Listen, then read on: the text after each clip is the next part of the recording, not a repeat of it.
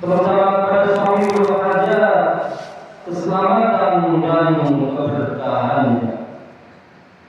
Semoga dimudahkan rezeki yang halal dan senantiasa kita dijauhkan dari malapetaka, mara bahaya, dan selalu dilimpahi keselamatan, kesejahteraan dalam keridhaan Allah yang Maha Esa. Semoga Allah Subhanahu wa Ta'ala menerima segala niat dan maksud kita. Amin. Semoga dimudahkan segala urusan kita, baik yang berhubungan dengan dunia dan akhirat. Amin, amin, amin, ya Rabbal Alamin.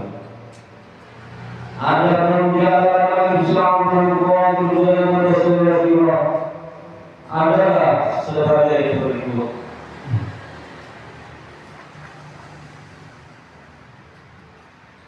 Manhubah yang ke-42. Syekh Sulani karena tidak taat kepada Syekh Abdul Qadir, nasibnya menjadi penggembala babi.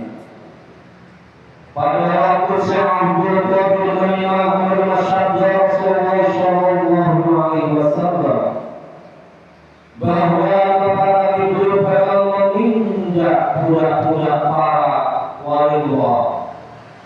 Sabda Rasulullah diumumkan dan disebarkan kepada seluruh para wali, baik yang hadir ataupun yang tidak hadir. Mendengar pengumuman itu, mereka melupa menghadap Syekh dan mereka meletakkan kaki beliau di atas pundaknya masing-masing karena menghormati dan mengagungkan, kecuali seorang wali namanya Syekh Sulani. Itu juga oleh Syekh dan beliau berkata, telapak kakiku akan menginjak pundaknya si penggembala babi. Tidak berapa lama kemudian Syekh Sulani berziarah menuju ke Mekah, diiringi 400 orang santri-santrinya. Takdir tidak bisa ditolak. Demikianlah ketentuan Tuhan yang Maha Kuasa berlaku bagi hambanya. Pada waktu Syekh Sulani bersejarah di suatu kampung yang bernama Yaudasbara Nasrani, kebetulan ia melihat sebuah kedai. Penjual warung itu seorang pemuda Nasrani, penjual minuman keras. Keistimewaan perempuan itu pandai menarik para pembeli karena wajahnya cantik tiada bandingnya. Badannya mulus sehingga menebarkan hati pada pemuda.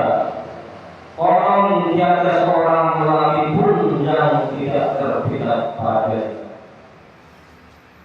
Demikian pula Syekh Sulani melihat kecantikan perempuan itu terpesona sehingga meluh hatinya, hilang rasa malunya.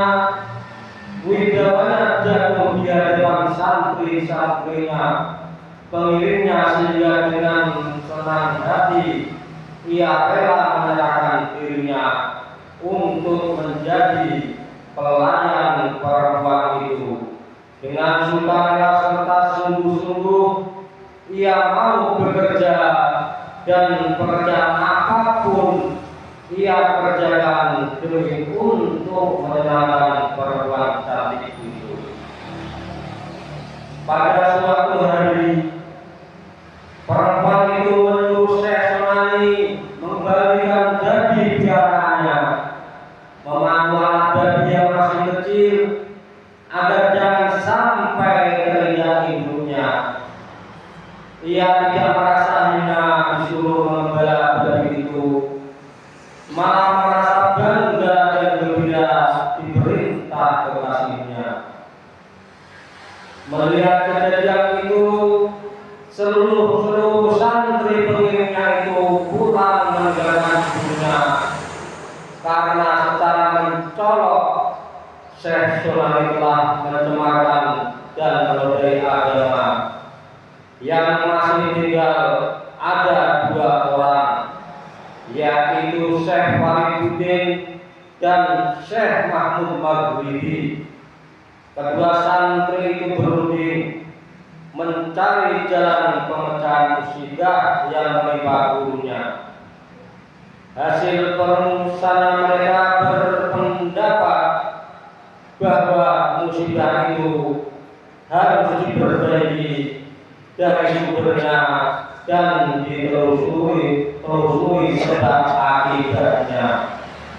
Kemungkinan karena tidak ada loyalitas murid terhadap gurunya dan karena yang diucapkan Syekh Abdul Qadir kepada Syekh Sulani, maka untuk hal ini saya akan menghadap yang mulia Syekh, kata Syekh Fariduddin. Kamu Syekh Mahmud tinggal di sini. Kemudian Syekh Fariduddin berangkat menuju kota Baghdad. Setibanya di kota itu, lalu ia mencari pekerjaan dan mohon bantuan Syekh.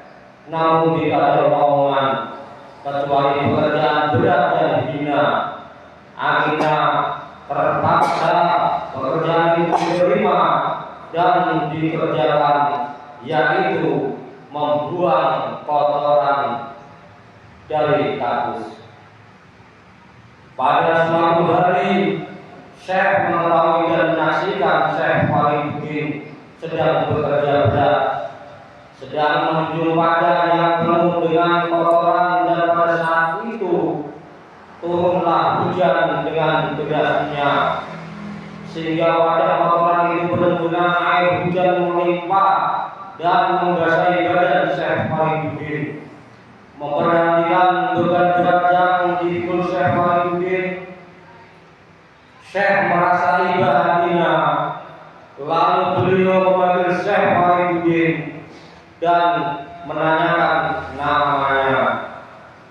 Setelah Syekh Fariduddin memperkenalkan diri dan ia juga teman Syekh Sulani, Syekh bertanya lagi, kamu sebenarnya ingin apa? Dijawab oleh Syekh Fariduddin, kiranya yang bertanya lebih arif bijaksana, lebih mengetahui maksud saya sebenarnya. Syekh berkata, kamu mendapat makom, yakni kedudukan yang lebih tinggi dan juga Guruku ampuni. Kata Syekh Fariduddin, tidak ada kedudukan yang lebih tinggi selain diampuni dosa guruku. Kata Syekh, memang benar gurumu itu telah diampuni karena kedudukanmu. Bertepatan dengan saat memberi ampun, detik itu pula Syekh Sulani Siuman sadar kembali dari kelalaiannya.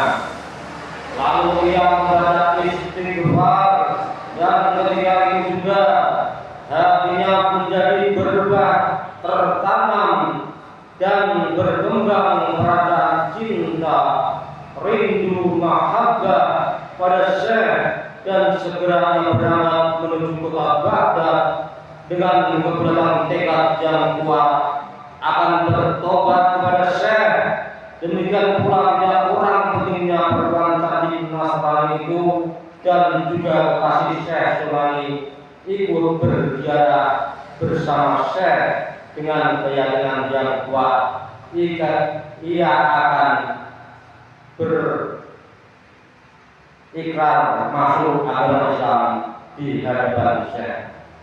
Demikianlah kemudian manfaat pada kesempatan kali ini berangkat ada dari